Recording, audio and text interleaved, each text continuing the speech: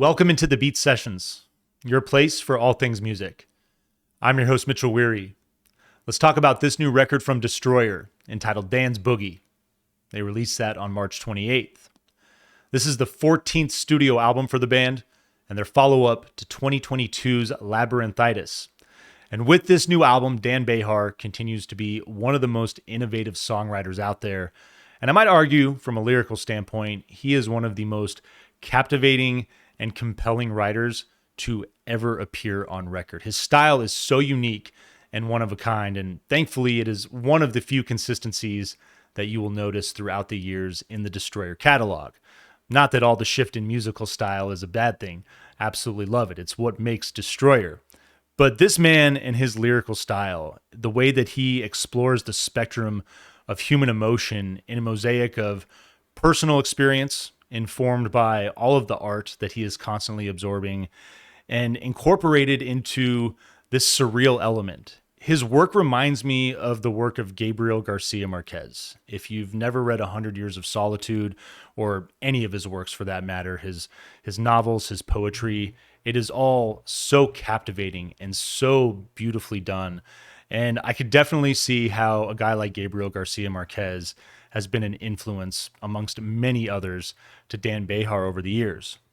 Talking about the verbiage, the vocal styles, and the delivery, I think that reading about Billie Holiday and how much he's influenced Dan is amazing as well. Her phrasing, the way that her words just flow throughout her music. I mean, it's just like being at peace and listening to the sound of a peaceful stream do its thing. It's something that I could listen to for hours, and it's the same with Billie Holiday. I think she has one of the most stunning voices in popular music, and again, it's the way that her words unfold that might even be more compelling than the melodies that she is delivering.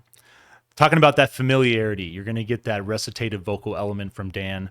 I think that it's funny, talking about the influence of Billie Holiday. He'd be the first to even admit that his voice doesn't even come close to comparing to hers. But he's a prime example of working to your strengths. And I think he does have a marvelous voice. I think the compositions that he puts together and the melodies that he delivers, even within that vocal limitation, are still so solid and so much fun. And so I love the back and forth. I think that the recitative element is stronger and more present on this record than any type of melodic vocal, but his ability to go back and forth and with that wordplay is what makes Destroyer records so much fun and so unique in their own right.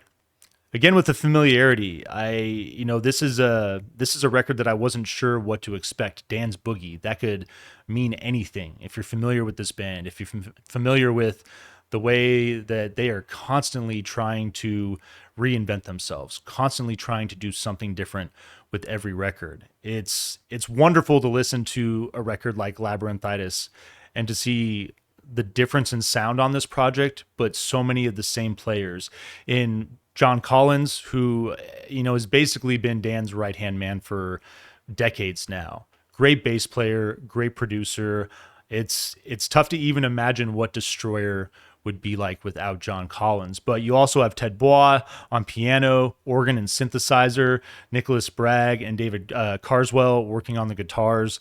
It's great to see all of these familiar players and working with Dan on this project. You look at the songwriting credits and all songs written by Destroyer. I think that Dan is a guy that is often seen as the lead. I mean, I think a lot of people even might consider this a solo project, but I think there's a level of humility that he approaches the recording process every single time. And it's all about bringing in those players and working to extract the best music that you possibly can within that dynamic. And so I love the way that this record unfolds, and I love the personalities that are at play here.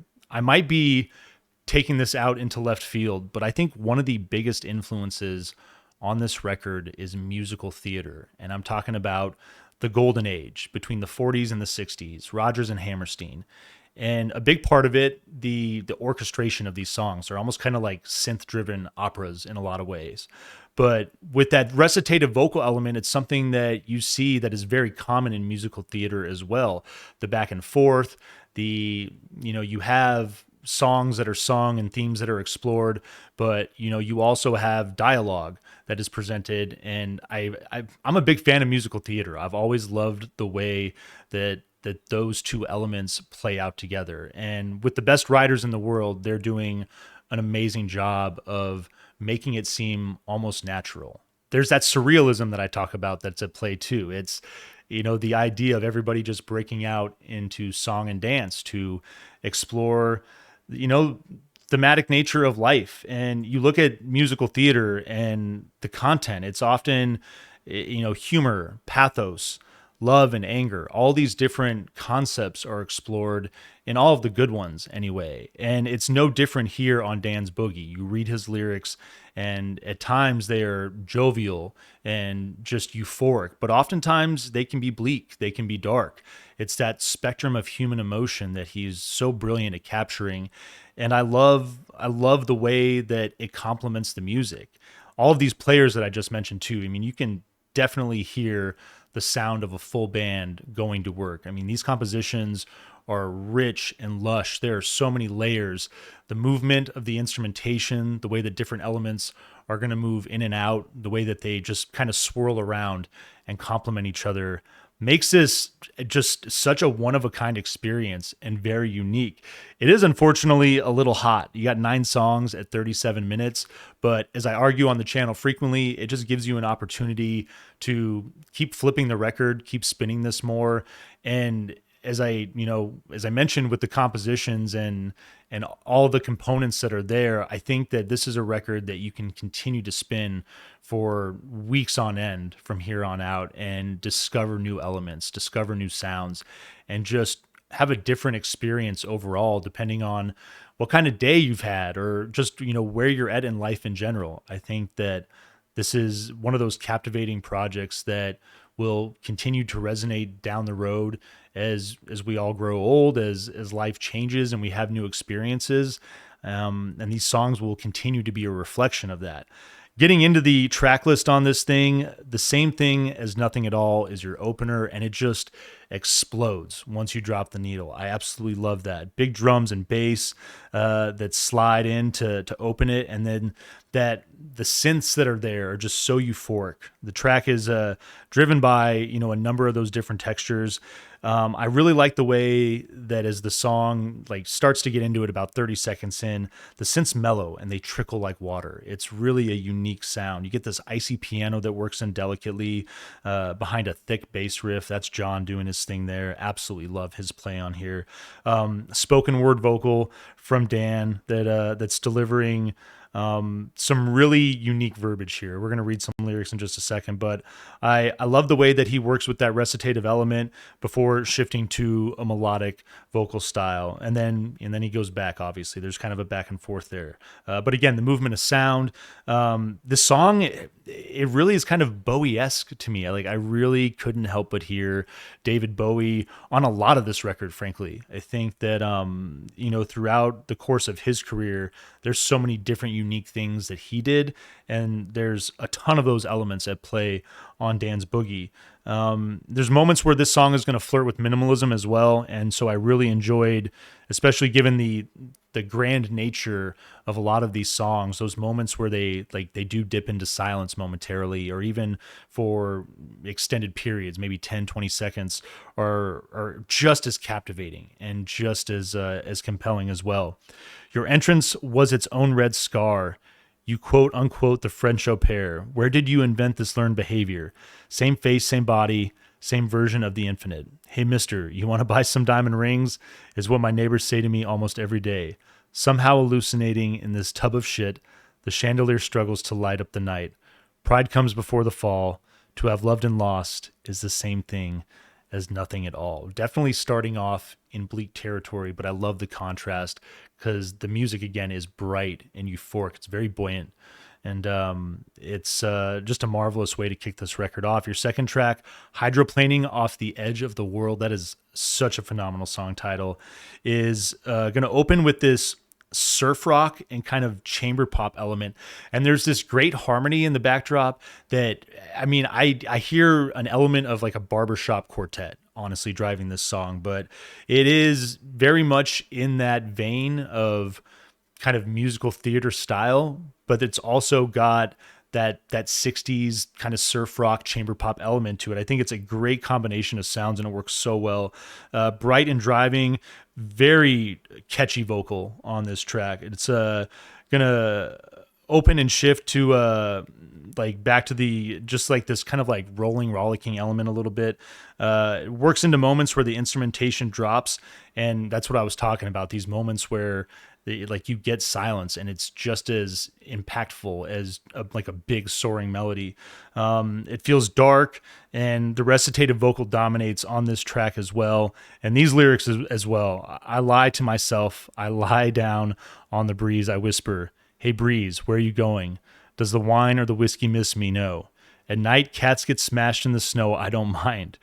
We are gathered here today to have a real nice time. Absent friends, where'd you go? Fools rush in, but you're the only one with guts. We are family. I lie down on the breeze. I whisper, hey breeze, where are you going? And I love that he's having a conversation with it. Breeze says, I said, fuck it. I don't need it. Religion and rules. I cross my heart, and then I hope to die. I go to the park, and then I go back home. Fools rush in, but they're the only ones with guts. We are now entering a new phase. A priest mistakes me for a priest. He goes on. I mean, these lyrics are mind-blowing. I absolutely love the kind of cryptic nature of them, but so wide open to interpretation. And one of the best things about his lyricism, I'd argue, even though it might be tough to wrap your head around it sometimes, I think that there will be moments, if you continue to listen to this record, depending on your situation in life or events that transpire, where certain lines might hit you harder at moments in life. And I admire that so much about him. The Ignoramus of Love is your third track. Twangy Slide is going to open with piano and vocal, kind of like a bit of country flair on this song. I really love that component of it. Simple percussion has a stomping quality with intermittent hand claps. Melodramatic pop feel as the strings build in. The music's going to drop to explore this kind of like ponderous sci-fi driven synth. I think this is a really cool part of the track. Opening melodies and music work back in. And this is a song that it shimmers with hope. It's cinematic and just, again, that country flair is so subtle, but you can certainly feel it driving this track. Your title track, Dan's Boogie, is your fourth song. Up-tempo jazz and classic pop feel. Get these like oceanic synths that are just going to swim amongst the piano and the swelling strings working in this song. Staccato synth is going to have like a horn-like quality. I think anytime there is, I believe, a saxophone on the last track, but there's some elements at times that they sound like horns, but I think it's just all synth work that they're playing with. And I love the instrumental moments in between verses on this track. I think as powerful as Dan's lyrics are on this track, those moments where he's not doing anything and the music is just allowed to unfold are equally as captivating. Your fifth song, Bologna, is going to feature Fiverr. Actually, it's Simone Schmidt that is appearing on this song. Sounds great. I love the work of both of their vocals on this song. It's got this electro and world percussion that opens up the track. It's got just a jazzy bossa nova feel to it. It is just so chill and such a relaxing song. Mellow funk that's driving it as well. Great electric guitar element. Bass has got an amazing groove. Love what John is doing there. And just solid tone on the bass and the guitars on this track. Harmonies are marvelous, as I said. It's going to finish with a big jam that just evokes this feeling of paradise. You just feel like, think of the happiest place that you could possibly be, and this song will take you there. And I really like the way that it starts playing with some proggy synths as it exits out. I Materialize is your sixth track. Sounds of a storm are going to work in behind this melodramatic, twinkly piano, talking about the wordplay and the verbiage. I love his flow on this track, but this is a quick one. kind of, it's about 80 seconds long. It almost kind of feels like an interlude a little bit, but down tempo percussion with a big cymbal element that's at work. Just it cuts abruptly as well too. I mean, so many of these songs are, I mean, with 9 tracks, the runtime is obviously on most of these tracks about 4 to 5 minutes, and you're hoping for I Materialize to really flesh out and become something more. But just when you want that, it cuts off, and I think that's part of its genius. Sun Meets Snow is your 7th song.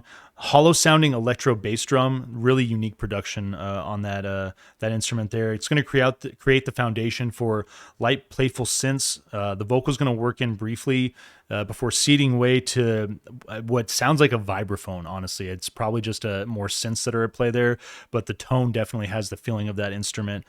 Piano's going to work in with a bit of blues flair. There's more synths that build in and sound like horns, like a little bit like a trumpet, a little bit like saxophone, I'd argue. And they show up before this big drum fill that just opens up a chaotic storm of instrumentation. This song gets really intense and big. I love the way that it shifts into gear in the back end of it. Your penultimate track, Cataract Time, is something special. Big old 8-minute song. Playful ambient fade in is going to open up this driving percussion. You get a harp sounding element that works in along with other ethereal synths. A slide element that's going to come into play here on this song just kind of works around in the backdrop a little bit. Arpeggiated guitars are going to add rhythm and texture. Another funky bass line that establishes a great groove in this song. Again, more of that horn element that it really is a big jazz influence, and jazz is definitely a major drive in this record as well. I love the presence of that genre, of that feel there. It's those horn elements, those synths they're going to play around briefly, but I think they have a great impact on the track in the role of the front half of the song. But then the back half has this big relaxing just jazz drive, and the presence of what sounds like a saxophone there is really just quite lovely. I'm a big fan of it.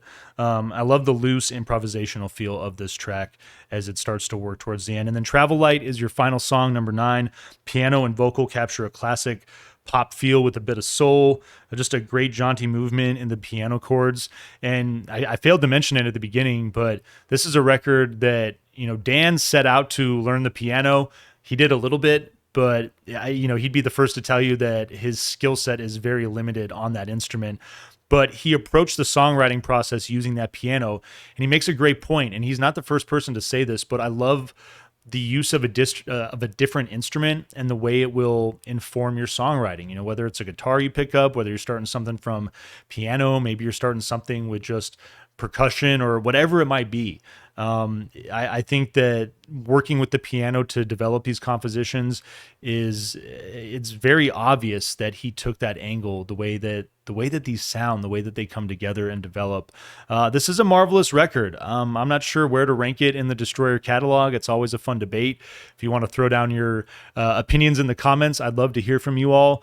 But a solid effort. I'm going to give this a 7.8 out of 10, and might feel a little differently as this album continues to grow on me, but I love it. I love what's going on here. Super unique, as all their projects are. It's what you come to expect from Destroyer. So I hope you enjoyed this record. I hope you find this review helpful as well.